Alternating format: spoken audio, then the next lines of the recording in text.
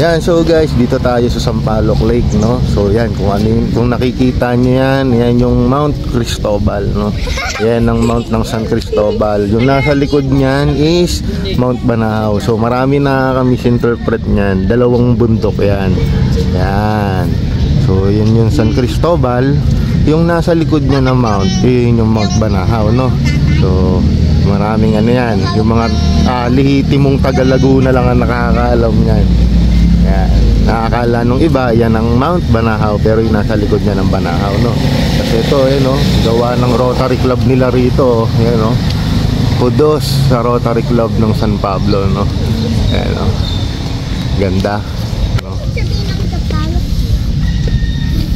So tinatambayan ng mga ibon yan.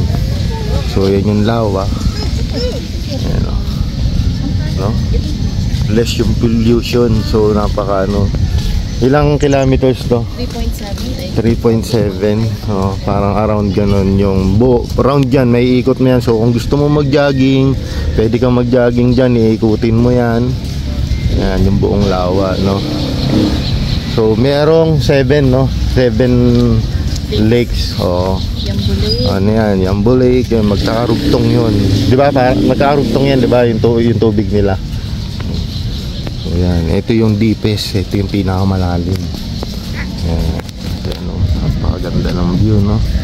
So, doon medyo maulan, yung mount na yun.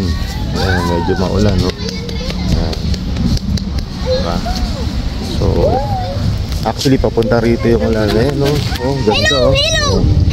Oh, diba? Ayan, no?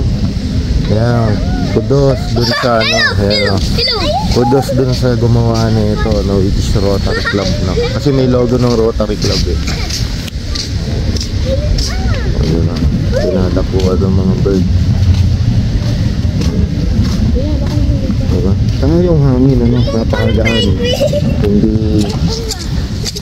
Kasi yan, no? O, ine-maintain talaga nila, o. Diba? Dito alagang-alaga yung kalikasan, ano. So, yun, no? Napakaganda. Kita mo yung mga bata nag-i-enjoy. Nag-i-enjoy yung mga bata. Yung mga tinela. So yun guys, no? Pagka may time kayo, visit kayo dito. Maraming attraction dito. Sobrang saya rito sa probinsya, no? Nandito tayo sa Sampaloc Lake, San Pablo, Laguna, no?